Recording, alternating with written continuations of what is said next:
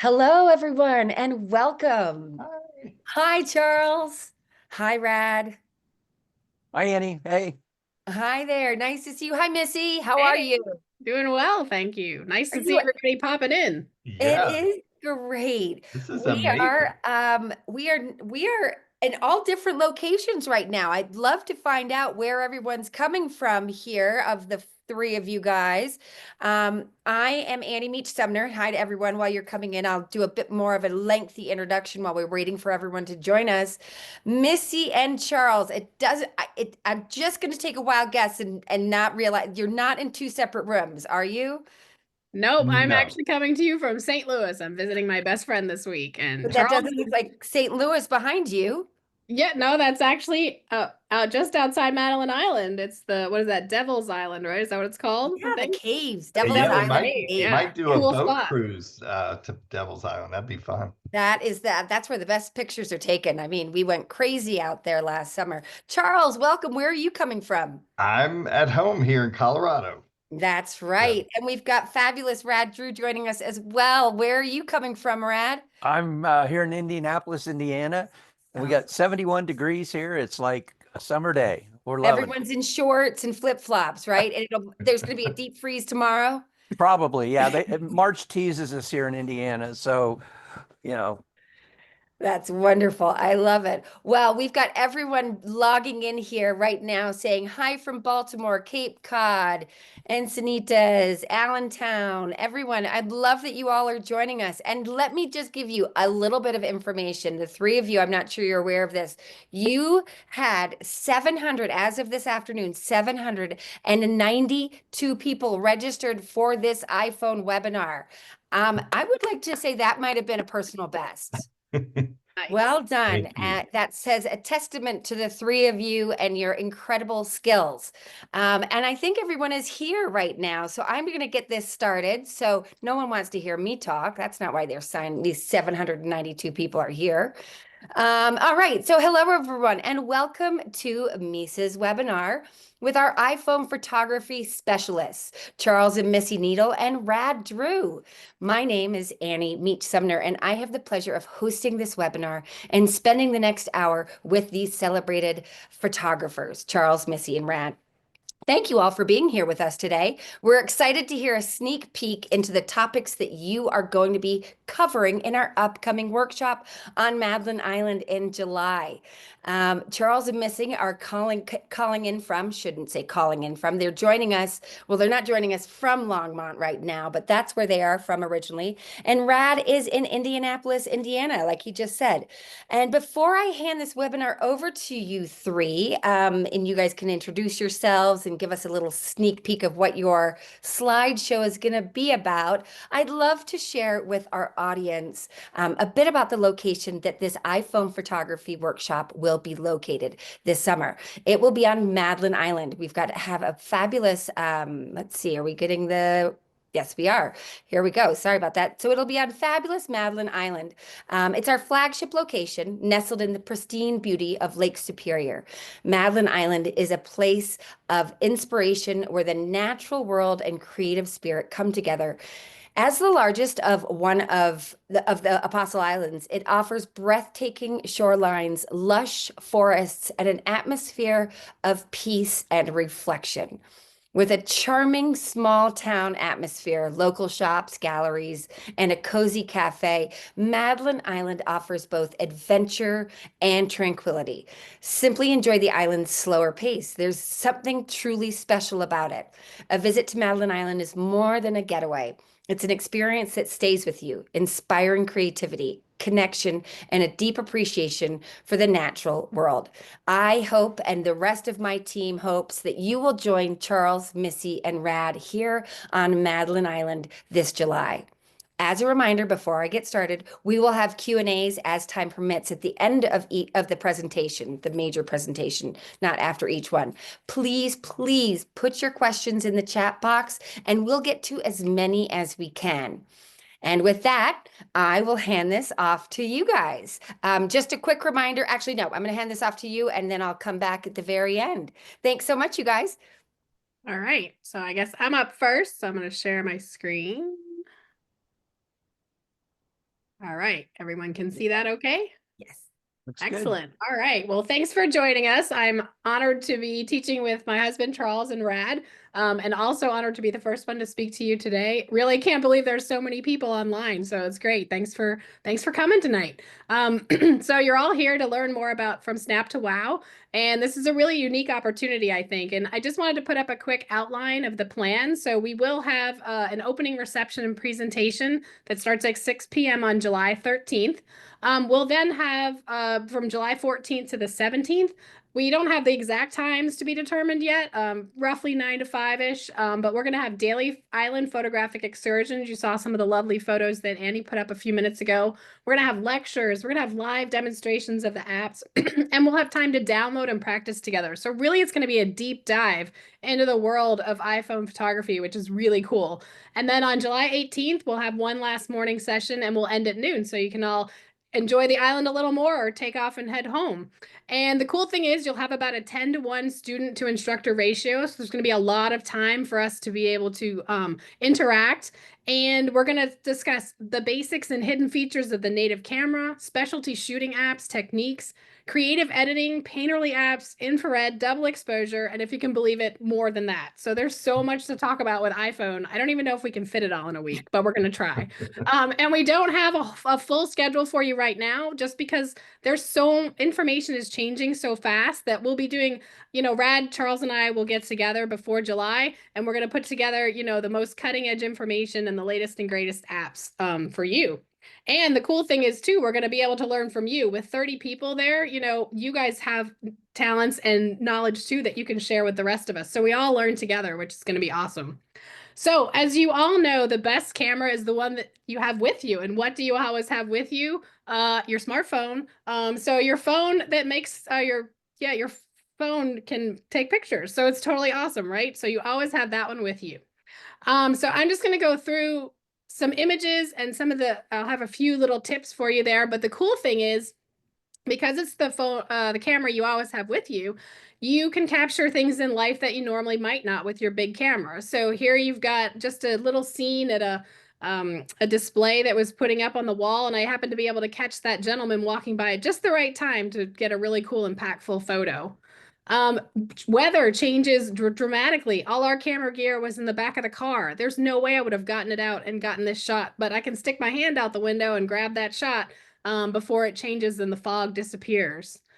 Thinking about different types of photography. So maybe you like to look at the world in black and white. So you can actually have your phone and look at the world in black and white and shoot in black and white. And you actually have all the color images too right there in your phone, which is cool. And we'll show you that. But maybe you shot it in color and you think, oh, that might look better in black and white. Tintype, and there's a lot of other apps that actually can convert your photos to black and white to give you that creative edge. Your camera can go places that your big camera can't go, like here in the eye of a binocular. So that little lens on your camera, I held it right up to my binoculars, and boom, I was able to capture some elk out there at Rocky Mountain National Park from a phone. Like, that's crazy. Talking about where else your phone can go where your big camera can't. This was a big puffball out west, and you can see there that it you can get your little phone ocular right down in there, so you can do some macro shots, and we're going to talk about macro shots too. So much types of photography that you can talk about. Shooting out the airplane window. So your camera's probably in a bag under the seat in front of you if you're following the FAA rules. But you can shoot with your smartphone out the window, and then you can edit it to make it look like you were just up in the sky. It's super cool. So here's my first quick tip of the night. Did you know that your smartphone has an auto lock for your focus that will allow you to do some creative shooting? So this was a model I recommend, and I had my iPhone on a tripod so that I'm not moving.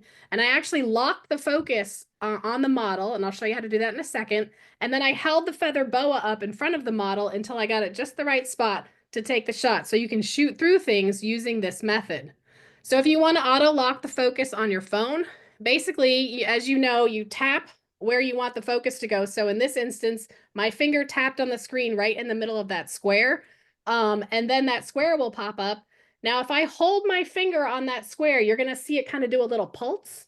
And then after that happens, you look to the right here and you're going to see this autofocus auto exposure lock. That means now that it's locked on that focus and exposure.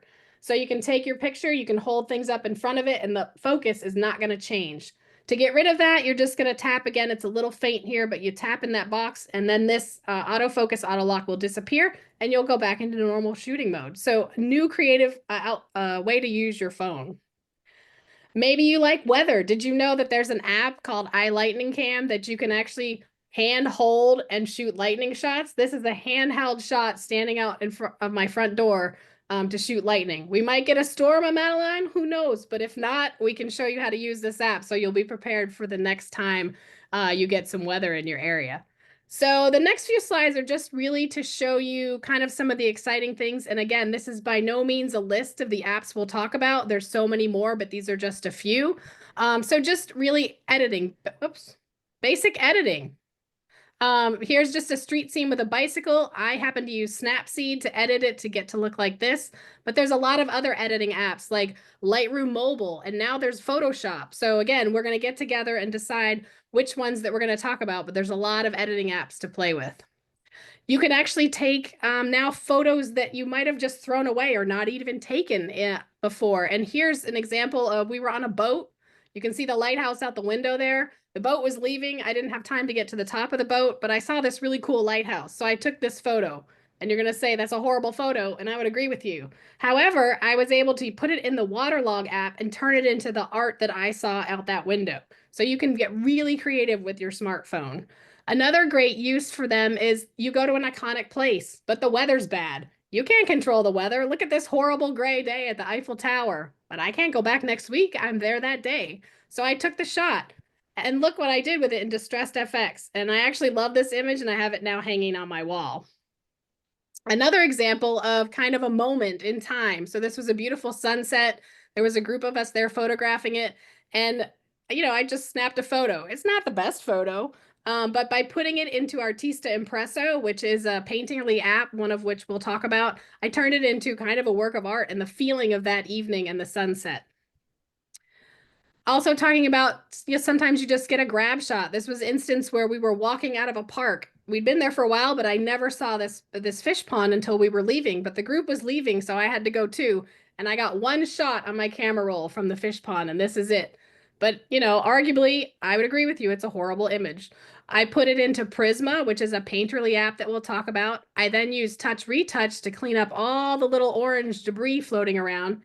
And I turned it into what I think looks like a Japanese painting. And I just love this image now. I think it could go on a card. Thinking about images as you walk around in life. I was at a spa and I saw this really cool plant. And I liked the way it was just up against that blank wall. So I took a shot. Now, that's a horrible picture, I would agree. But I cleaned it up in Snapseed. And then another thing we're going to show you is how to start creating and collecting backgrounds. This is actually just wallpaper at an Italian restaurant that I shot.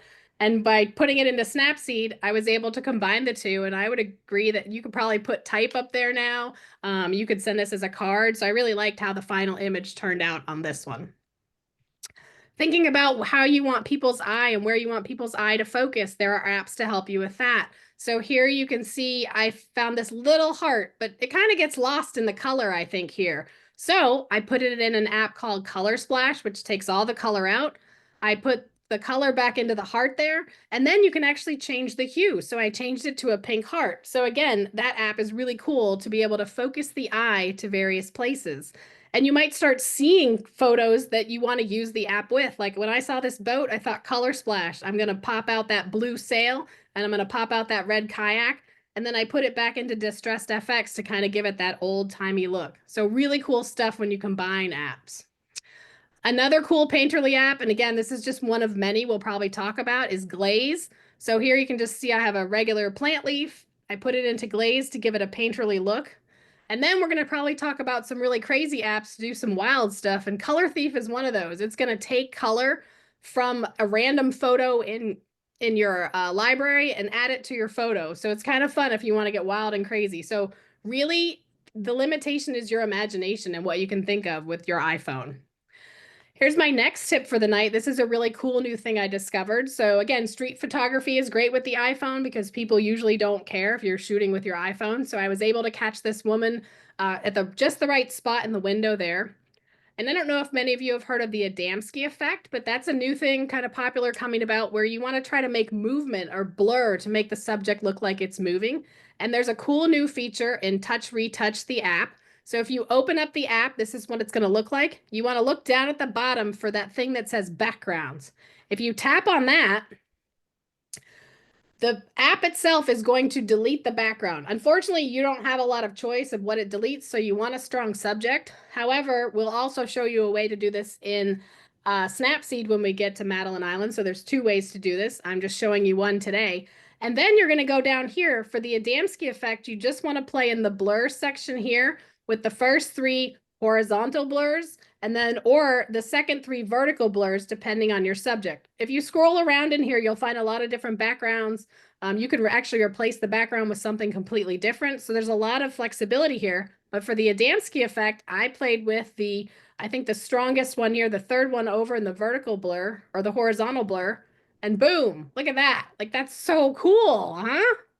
And why not stop there? So this one with Charles ordering his ice cream, y'all know he loves ice cream. I did a vertical blur, I did a horizontal blur, and then I put the 2 images together in Snapseed to get kind of this crisscross, and I brought out the ice cream and then the wording up here. So we're going to show you how to do all of this live at Madeline Island. And talking about double exposures, so Charles is going to talk a little bit about doing it in camera. So if you want to do it out in the field, but also we're going to teach you how to do it back at home. If you have 2 images you want to put together, like here we have tulips and some water, looking that image there. Then what about putting something inside something? So you'll never see open doors, windows, the same way again after you hang out with the 3 of us. So this one was a cool open door that we found in France. So I just really popped this right in there and it gives kind of a cool effect. So double exposures are a lot of fun to play with.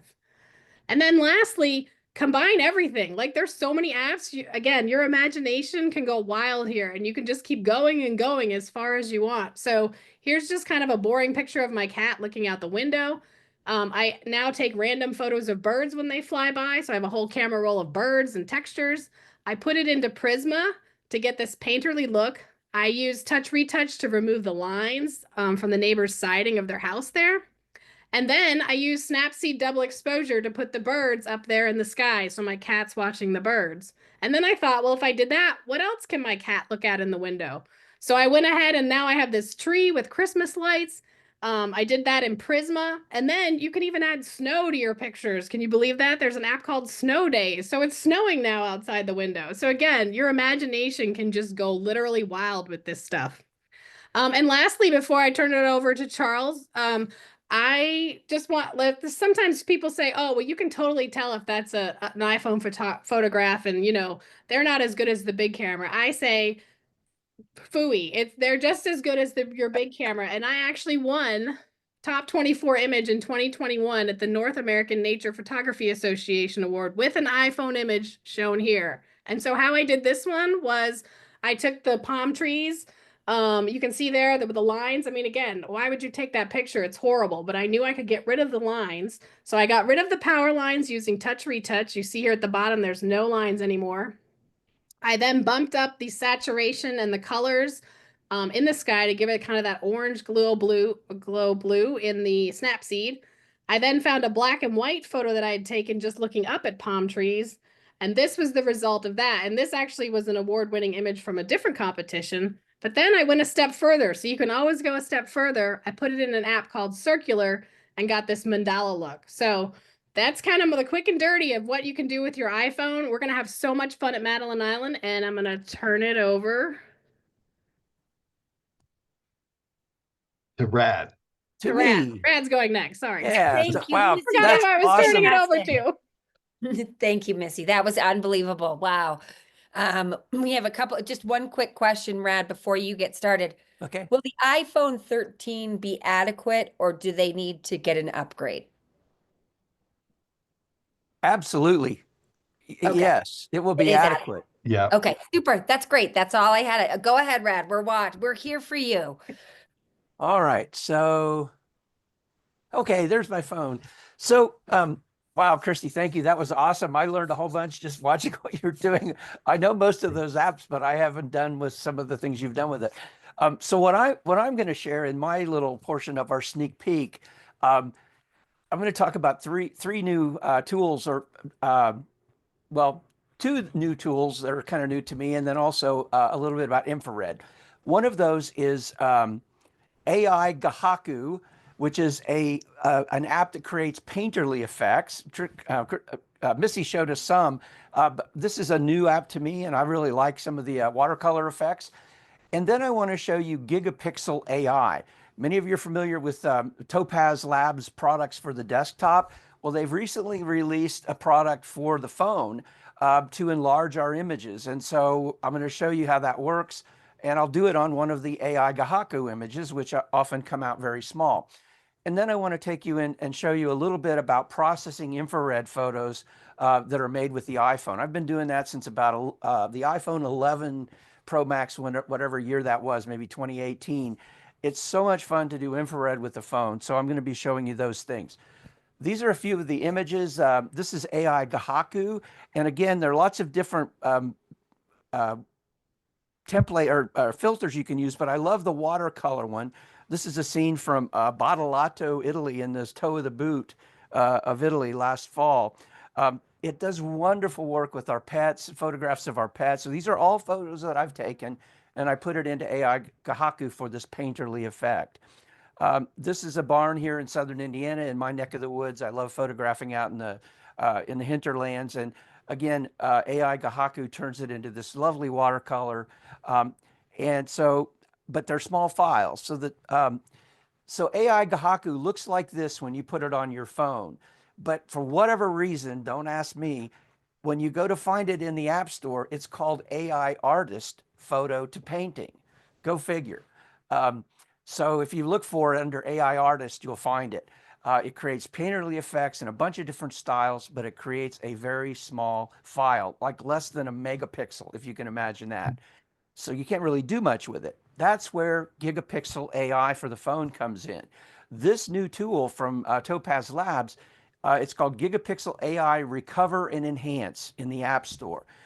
It'll help us enlarge and improve low-res images. Pardon me. If you have old photos, I've got photographs of my family from the 50s and 60s, and it will take those and improve them to where they look really great. You can upscale images up to 4 times their original size. It's great with portraits, a bunch of things like that. So the app itself is free, and it comes with 100 free credits. And the credits are necessary because you spend credits to process the images.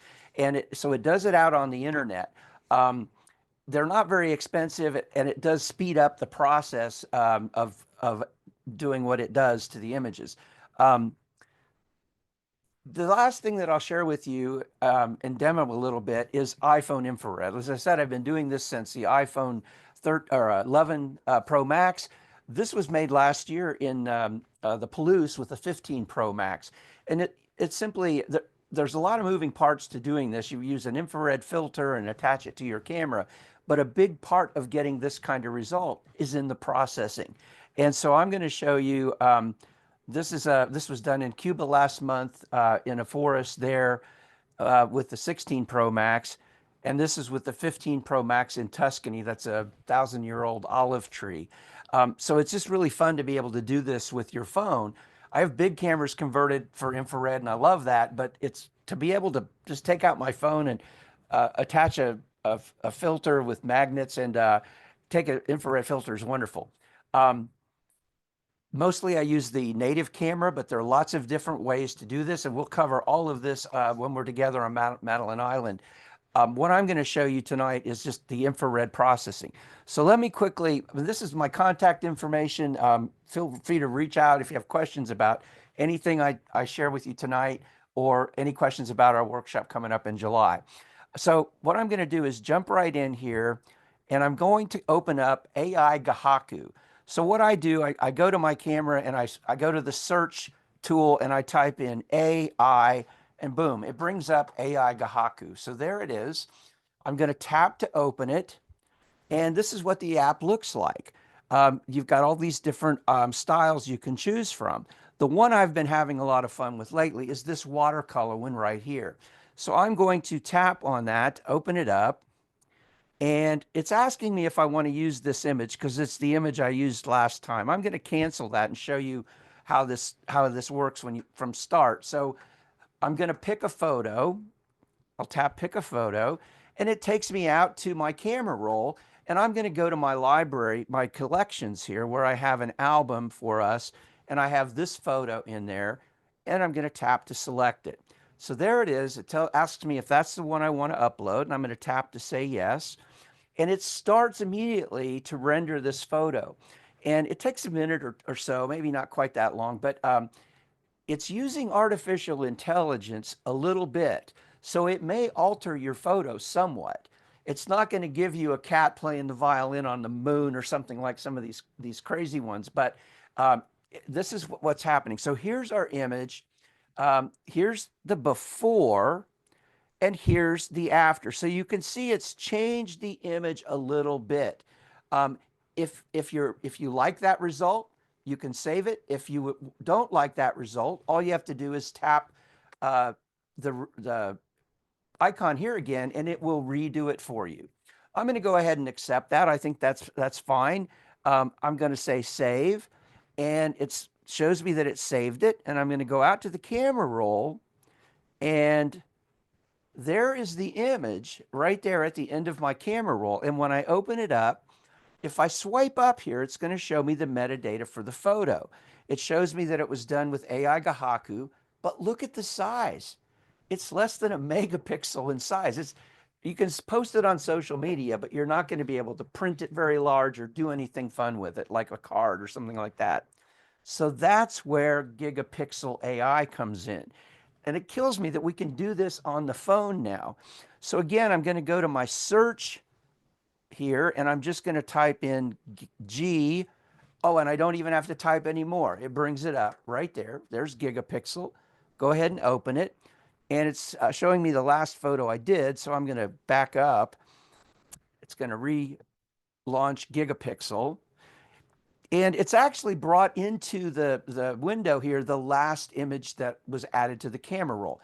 But if I wanted to do a different image, I would just simply go to the gallery. It would take me to the camera roll, and I could select whatever I want. But I'm going to leave that one in there. Down below, now we choose a recovery mode. There is one called Just Faces, which is kind of a misnomer because it's not just for faces. It works for everything. And then there is this Pro Everything version. I've been using Just Faces, and I'm getting really good results. We'll go into this Pro version in more detail, but I'm going to go ahead and tap Just Faces for this demo. And it goes out, and it's starting to do its thing. It doesn't take long, and boom, it's done. And you can see if you look at, there's the before and there's after. So you can see it's kind of, look at the sky. It's kind of cleaned up some of the noise in the sky. So it's somewhat improved this image. But here's what I'm most interested in. Up here at the top, it's showing me, I don't know if that's in the way. Let me move these. There we go. It's showing me that we have an 8 megapixel image original, and it's just enlarged it to 13.4. That's pretty cool. So now we can do something with this image. I'm going to go down here and tap Save to Camera. And it tells me that it's been saved. And let's go look in the camera roll. And there's the image that we just saved. If I tap on it and swipe up, it's showing me that it was done with gigapixel. And look, it's a 13 megapixel file. This is a huge difference. And so now we can print this, probably 16 by 20 if we want. And there's so many other things we can do with this. We could blend it back with the original using another app and bring in some of the details. So we'll cover so many different things that we can do with this kind of fun technique and this app. So the last thing that I'll share with you, I mentioned infrared photography and how much I love doing it with the phone. I am going to open up Lightroom here, Lightroom Mobile, and I'm actually going to go in and reset this image to the unedited version. So this is what an infrared photo looks like when it comes right out of the phone, right out of the phone camera. It has this magenta tone to it. So we have this editing task of turning it to black and white and then editing it. And a big part of making these images look good is in the editing. And Lightroom Mobile is one of the best tools for this. So what I'm going to show you is a workflow that I use for infrared photography. Most of these are individual steps, but I've taken these individual steps and put them in a preset. So when I bring in a new infrared image, I don't have to go through all these different steps. I simply go to the preset, tap that button, and it applies all those adjustments to my image. But for tonight, I'm going to show you this process. I'm going to tap on the share icon here, or the slider icon here, and I get all of these tools. I'm going to start with an auto adjustment. Doesn't really show much happening. Next, I'm going to go to color. Now, there are many ways to convert a color image like this to black and white, and I'm going to show you one of the simplest. There are other ways that give you a little bit more control over the nuance of the tonality in the image, but I'm just going to go here and change it to black and white. And that's that's done a really nice job of changing it. The next thing I'm going to do, without anything else, I'm going to go to effects. And here I'm going to bring my effects up to about 30 and my clarity up to about 17. Now, these aren't magic numbers, but they're going to get you very close to a good result on most images. You can always zoom in and make sure it's doing what you want it to do. The next, I'm going to go to detail. This is a weird sharpening method that I've learned from someone who worked with Adobe, my friend Jack Davis in California. I'm going to bring this up to about 147 on sharpening. I'm going to bring the radius up to 2.7. And then I'm going to drop the detail to 0. And the masking, I'm going to bring that up to 97 or so. Again, not magic numbers, but what's happening with this sequence, with that masking thrown in there, the software knows not to sharpen the sky, for example. It's going to sharpen the grain elevator and the foreground, but not the sky, which we don't want to sharpen the sky ever, usually. So the next thing I'm going to do, once I do that sharpening, I'm going to go to optics, and I'm going to turn both of these on. And if you watch what happens when I hit this second one, watch the center of the image. You see that little pulse? It's correcting for the distortion that occurs with the lenses, which is a normal thing to happen. All of those things, those individual steps, I put into a preset, so I don't have to do them every time. I just hit one button and it does all those things for me. And that's part of what we'll talk about in July. Once I get to this point, then I'm going to go to light. And you notice I have my histogram displayed up here. And what I'm going to do, I'm going to go down here to my blacks, and I'm going to bring my black slider to the right. You can see the histogram moving a little bit to the right. I'm also going to go to my whites, and I'm going to bring that up until it almost clips on the right side. So somewhere about right there. My goal with my infrared photos is to get that blue sky, which turns black, to have a really rich contrast against the white clouds and the greenery that turns white. So that's I'm kind of set my black and white point here with this. And the next thing I'm going to do, I could do some other adjustments, but I'm going to go into the masking tool. When I tap on this, the masking tool in Lightroom Mobile is it's worth the price of admission. It is so powerful. And it simply means that you can select parts of the image and make adjustments to those parts and not affect anything else. So watch, I'm going to tap the plus sign here, and I'm going to say select the subject. I tap the button, and it's going to select the grain elevator. Now it missed a spot here, so I could go in and add to that mask by tapping on the mask itself. I can choose add to mask, and it says, well, what do you want to use? And I'll say, well, I want to use a brush, and I'm going to just zoom in with a 2-finger spread, and I'm just going to paint in that area of the elevator that got missed. Now, any adjustment I make is only going to affect the grain elevator. So I'm going to come down to effects. First thing, I'm going to increase my texture and my clarity because I really want to bring out the details of that barn, of that building. It's not a barn, it's a grain elevator. The next thing I'll do is go to light. And again, I'm only working with the grain elevator, the structure. I'm going to go to my shadows here, and I'm going to lift the shadows. And look, you can start to see detail now inside the structure. So it gives it a little bit of dimensionality. I could also, I could play with my highlights here. This is where you get to kind of craft the image. The next thing I'm going to do is go back up to the this icon right here, and I'm going to add another mask. So I'm going to tap the plus sign, and this time I'm going to say, select the sky.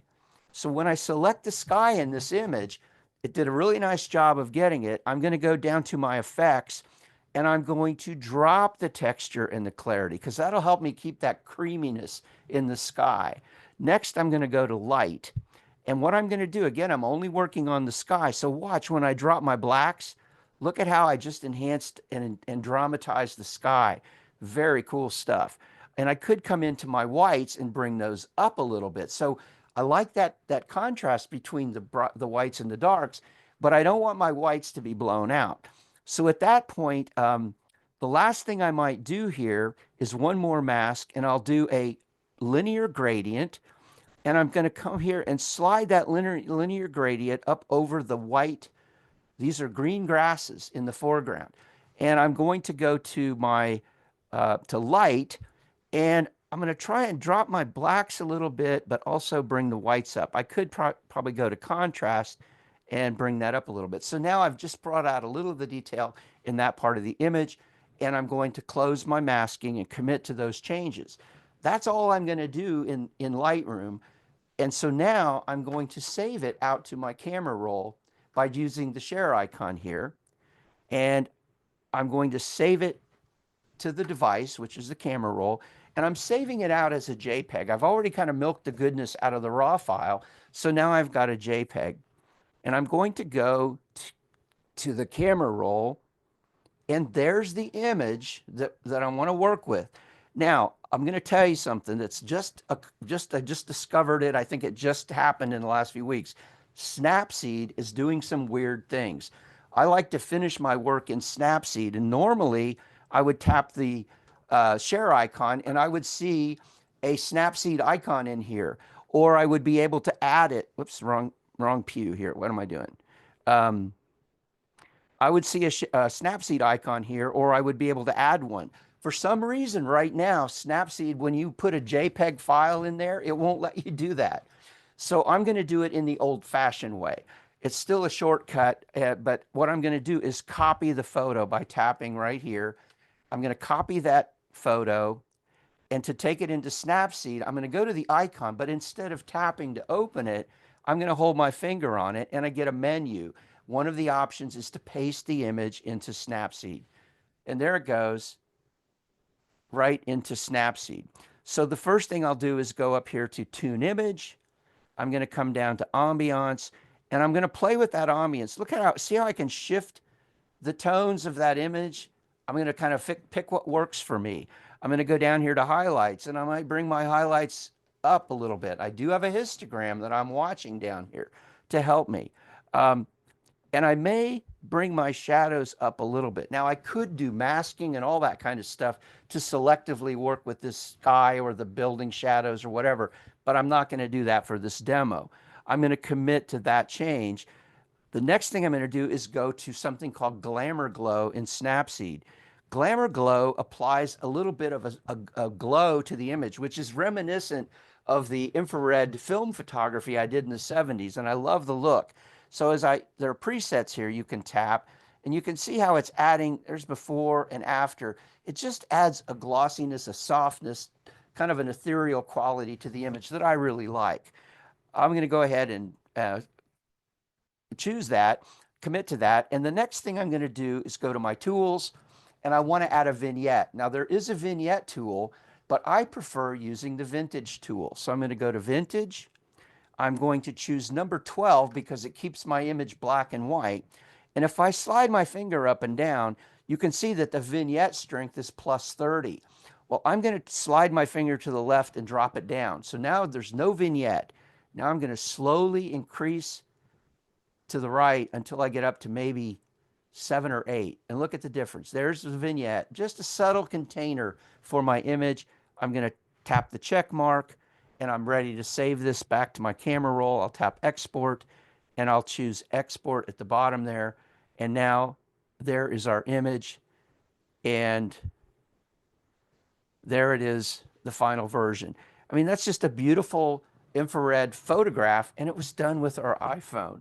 I just love that.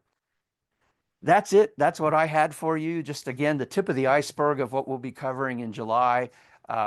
Thanks for watching my little segment here. And Charles, I'm gonna back out of here and let you Thank you. take the Thank you for your stage. time, Rad. Between you and Missy, I'm like not quite sure what to expect from Charles. I'm not sure. We need to make this a 2-week workshop. I I'm know. I know. Go There ahead, is Charles. so We've been much. Thank you, waiting Rad and anxiously to Missy. hear all about it. Thank you for your time, Rad. Yeah, that was so awesome, Rad and Missy. You Thank you. guys both inspire me, and we're going to make a great team together. I know it. Love it. Anyway, so let me share my screen. All right. So what I'm going to talk to you about Charles, are, just to quickly interrupt, I just wanted to say thank you so much for Missy's been answering the questions as we go through. So keep asking questions, everyone. Charles, go ahead. yeah, no, I noticed that also, Annie. Thank Thank you, you. Missy, for doing that. Anyway, so I'm going to talk to you about 2 shooting apps that I just love, and hopefully there'll be a few new tidbits when I talk about these, because a lot of you have heard about these, you've played with these, and hopefully you're going to learn something new. So anyway, the first of these is called Average Camera Pro. The best $2 you'll ever spend. It's available, unfortunately, for iOS only. And I did see one of the questions was, are you guys going to cover Android? Yes, whenever possible. I'd love to get my hands on an Android phone, as I'm sure you would too, Rad and Missy. But if you see at the bottom of my screen here, there is an equivalent app that we found called Multiple Exposure Camera. And that's one that you can play around with that does the same thing as Average Cam. But anyway, as most of you probably already know, some of you may not, this is an app that allows you to do multiple exposures. So if you have a big camera that can't do it in camera, this is a great alternative. Warning, it's highly addictive. You're going to be up late at night, in your room there in Madeline Island, photographing all the furniture and all kinds of things that you're going to see. It's really a cool app. But basically, you can take up to 128 pictures, and they all get stacked on top of each other. I've never done that many. I'd like to maybe try that sometime. And you can control the amount of time in between each of the pictures. And there's even a pre-start timer, which is how much time will elapse before it starts automatically shooting. So it's just a fun way to make impressionistic photos. And for the Android users out there, you won't find MEC in the Play Store, the Google Play Store. You're going to need to actually go on your phone and go to Google and type in multiple exposure camera and go to this APK Pure website to be able to actually download that app. I'm not sure why they don't have it in the Play Store, but that's the workaround for that. So just a couple of tips with Average Camera Pro. When you first download it, it's not going to automatically save images to your camera roll. So you really need to select this Add Photos Only here in the Photos option here. And I'm under General, I've gone to Apps, and then I went to Average Cam Pro here. And the other key setting here is to make sure that you have the full resolution toggled on here. So without getting into too much depth, we'll go into a lot more depth in the, of course, on Madeline Island. There's 3 different interfaces here. This is or three panels that pop up here. You can choose the number of pictures, the interval, or how much time elapses. And to make that panel go away, you just tap Settings down there in the lower right corner. So these are some images I've made that will inspire you, I think, to try this app. You can download it now or just wait till you get to the island to do it, but it's a lot of fun. So this was something that I like to call multiple exposure Monet, and this was at the Bouchard Gardens, and it was just simply 8 exposures, moving the phone ever so slightly in between each exposure, but trying to keep it in the same spot. Same idea here with this pathway at Kew Gardens. So it's really a cool app to create or mimic the look of tiny little brushstrokes. This was a laburnum arch in one of the private English gardens that we go to on our English garden tour. Or a tree like this, just making something backlit really come alive with this app is tons of fun. And you can do more intimate scenes. This is just, you know, a group of ferns. There's a wonderful forest on Madeline Island that will take you to that's just filled with stuff like this.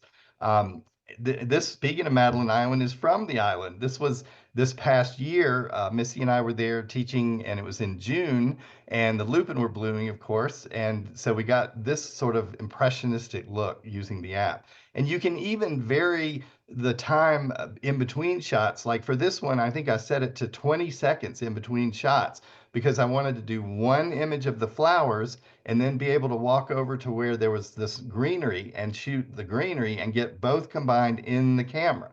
So it's possible to do this, of course, with other apps like Image Blender after you shoot, but what fun to be able to do this immediately in the camera like this. Or this one, same idea here. Those flowers were not growing together. That's two different flower beds, you know, coming together. Or this, same idea with this one as well.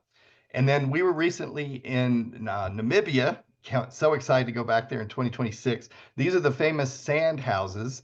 These are old houses that have been abandoned, and it's just real colorful and a great place to shoot. So I decided to just set the interval between shots to something like 10 seconds and be able to kind of walk forward through this space to kind of create this look of kind of the ghosting there.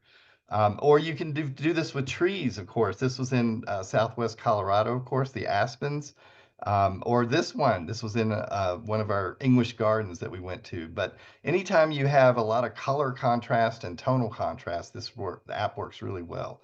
And then a lot of you might have heard of this Portuguese photographer, I believe he's from Portugal, named Pep Ventosa. And the whole idea between shots like this is walking around a subject, such as this tree, keeping the trunk in the same spot with each shot, moving yourself the same distance from the trunk, going around. You don't even have to go all the way around, maybe 10, 20 degrees per shot. And for this one, I would need to set that interval for probably 30 seconds because I need time to line it up and get everything looking just right. But you can make something, you know, ordinary look pretty extraordinary. Same idea here with this tree that was in Namibia. Or this was the Smokies. So lots of fun. And you can take mundane things like this. Missy and I were in a bookstore and I saw this gift wrap, and I was like, I couldn't resist just playing around with it.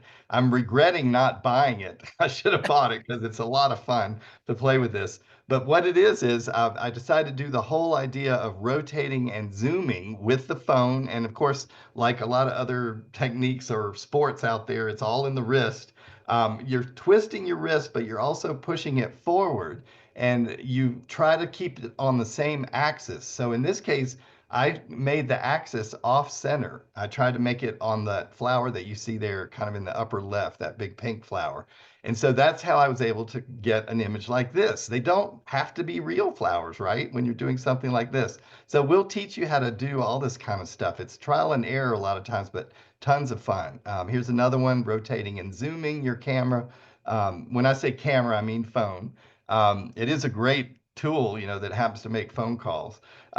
Here is the idea of just rotating and zooming on this. This was like a kind of a mural and it had a heart in it, and I made that image. Or just turning your phone circular. You know, you don't have to push to zoom in with your hand. You could just turn it to create an image like this or like this. This was, of course, in the fall here in Colorado.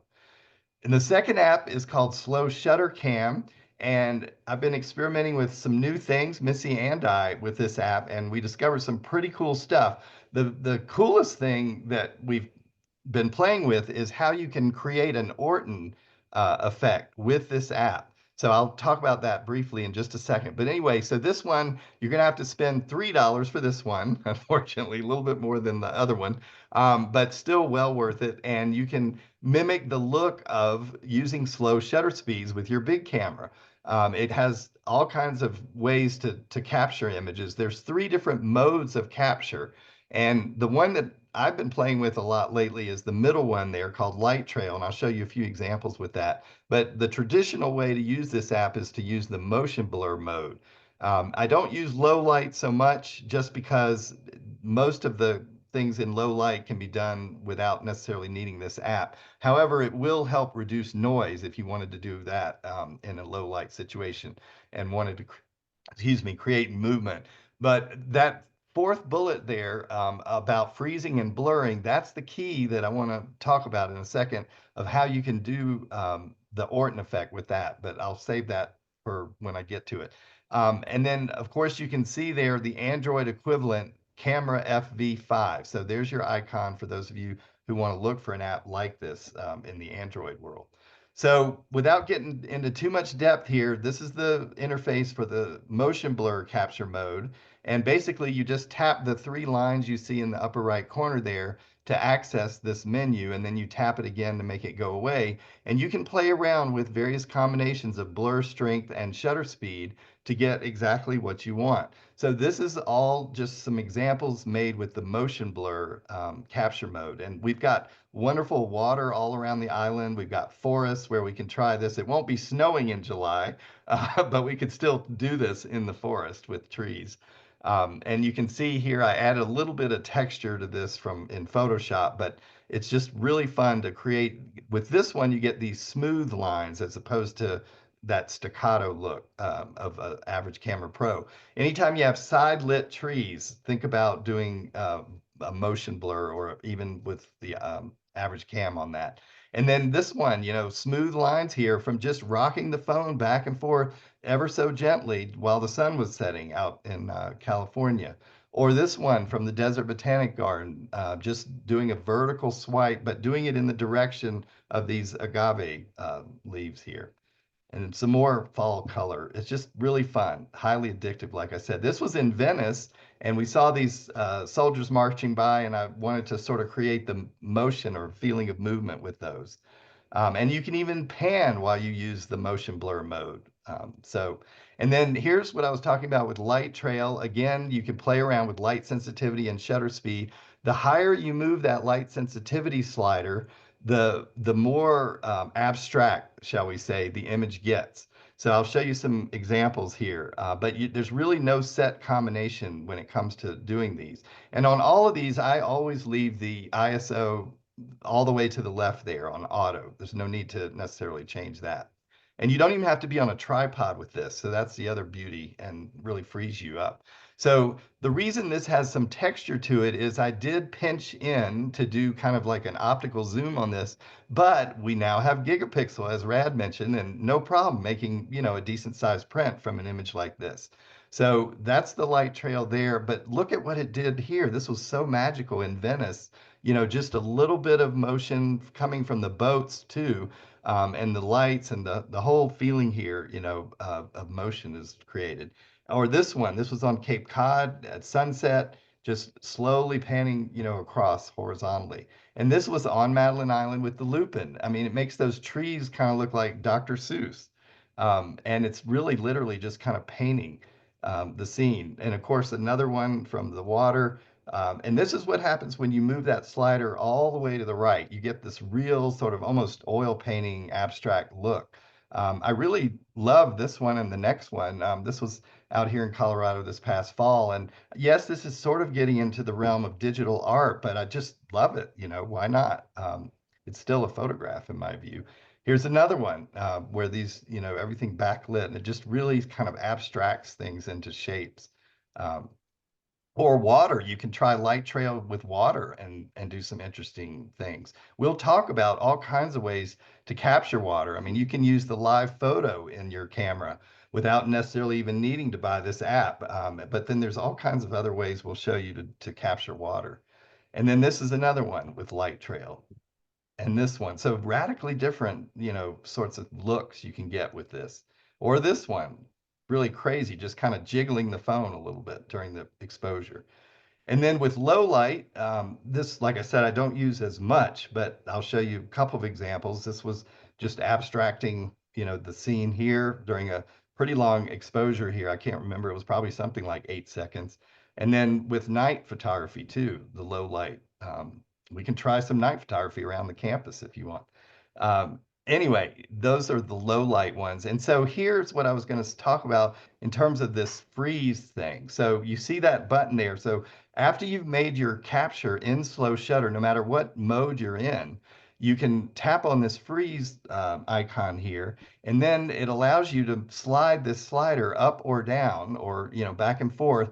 And the more you go up toward the top, the sharper the image gets. The more you go to the bottom, it's also going to get sharper. So the middle is kind of the blurriest spot. And what it's doing is showing you the spectrum of blur that went from beginning to end, essentially. And what you can do then is save with the upper left corner there, save all kinds of different versions or degrees of sharpness, and then combine them later to make an Orton effect type image. So that's something we'll play around a lot with.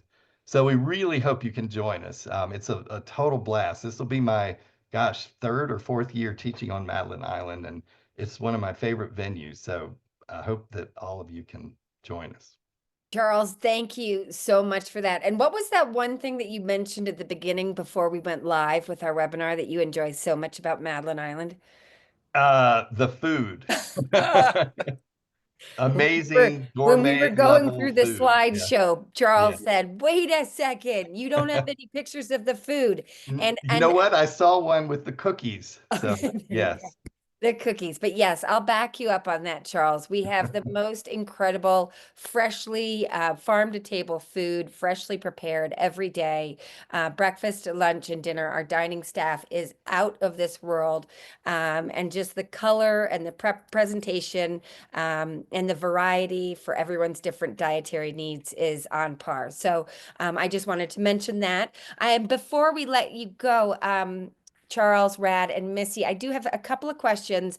Missy, you have been an absolute rock star. I don't think I could have done half of what you could have done with those answering those questions. Didn't even cross my mind some of the questions that people were going to ask. But before I let you go, I have a question for Rad. Mark Larson is wondering, is AI Gahaku trained on, or is Gigapixel AI? Any concerns about copyright infringement issues?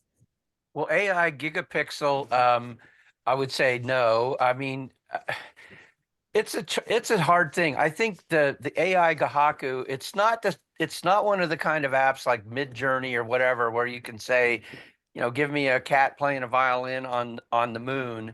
It's not going out and finding that kind of stuff, but it is artificial intelligence. So, like on the AI Gahaku, you saw that the original got changed a little bit. A barn got removed, or they put some rocks in the foreground. Well, that had to be sampled from somewhere, but I personally don't find that to be problematic. And I do have an issue with some of the apps like Midjourney where they are sampling the style of famous artists. And so it's a controversial thing, but I don't have a problem with either one of these apps doing that. Okay. All right. Well, thank you. That was helpful. And also, are most of the processing apps that you had mentioned, Missy, Charles, and Rad, are they available on the iPad, or are they just available for phones, iPhones? Well, I'll take that first, and you guys can pitch in. Most of them are. Sometimes you have to purchase a different version of the app because it's designed for the iPad, and you might find certain subtle differences. Lightroom, for example, Lightroom Mobile is different on the iPad than it is on the phone, but they're subtle differences. But I don't know. What's your experience? Well, the apps I showed are strictly shooting apps, so you may not find them for the iPad. It's better to shoot with the phone than it is your iPad. Sure. But some of the ones Missy showed, I think for sure, right? Yeah, so I think a lot of the editing apps are for usually on both, and sometimes if you buy it on the iPhone, then you get it on the iPad for free. But like Rad said, sometimes they charge you again. So just really depends on the app. Thank you. That's really helpful. You know what? We have so many questions here, and I noticed some people asked, how do I get there and things like that. Yes, and we've responded to that. Oh, Basically, good. Okay. you can fly into Duluth, Minnesota, that airport, and we have a shuttle available that will drive you to the ferry port town of Bayfield, and it's a quick ride over on the car ferry. And then if you take the shuttle, we'll then drive you from the ferry directly to the school. It's about a 4-hour car ride from Minneapolis if you choose to fly into Minneapolis and rent a car. There is no train that I'm familiar familiar with. Amtrak doesn't get to any of those locations there. And let me see, what else? Do you always do JPEGs or do you shoot in RAW? Hmm. Well, Good question. We might have different ideas about that, Rad, but go ahead. Ooh. well, so I do like to shoot in RAW. The thing to keep in mind with RAW is that it's a larger file. It's going to take up more space. And if that's an issue for you, you might want to be judicious about that. But I do find the RAW files give me a lot more data to work with in processing tools like Lightroom and whatever. But there are other options. The HEIC option is a wonderful option. I believe it's an 11, well, I'll get technical here beyond what I understand fully, but it's an 11-bit file. It gives me a really good result. It's a smaller file even than a JPEG in most cases. And you can get a 48 megapixel resolution from that. So it really depends, what you're looking for. I shoot RAW a lot. Yeah, both of us, I guess I can speak for you too, Missy, do shoot RAW some of the time, but most of the time, if we're just playing around with the phone, we don't. Maybe we should get in the habit of doing that, but it is because it takes up more space. But it's certainly a key thing to do if you're in a location that you know is just going to be amazing, or something you want to really be able to make a large print from and have that flexibility with the pixels. Thank you. That was helpful. I'm not going to keep you guys any longer. There are lots more questions that we have, and we are going to try and answer some of those questions in the recording that we're going to send out to everyone. The recording will be free, and for all of you who registered for this webinar with these 3 fabulous photographers, you will get this recording emailed to you later on this week. So absolutely, if you have any other questions, please don't hesitate to email us at Misa, M-I-S-A, Misa, at madelineschool.com, and we can answer any of your additional questions for this workshop. One last time before I let you guys all go, I just wanted to remind everyone the dates from Snap to Wow, the ultimate iPhone photography workshop. Charles Needle, Missy Needle, and Rad Drew will be joining us on Madeline Island, July 14th through the 18th. Thank you so much, the 3 of you, for your wonderful presentations. And we thank everyone else for joining us today. The webinar will be recorded and available later on this week. And again, we encourage you to visit us, madelineschool.com, and we hope to see you there. Have a great, wonderful rest of your day. And thanks again, the 3 of you, for taking the time to join us, and the rest of you for joining us this evening from all over the country and the world. We really appreciate you. And thanks so much again, you guys. Thanks, everyone. Thanks, everyone. Thank you. Hope to see you in July. That's Looking right. forward to it. Thanks so So much. much more to share. Oh, so much more. We look forward to it. Thank you so much. We appreciate Thank it. you. Have a great night. Take care, everyone. Good night. Bye. Bye.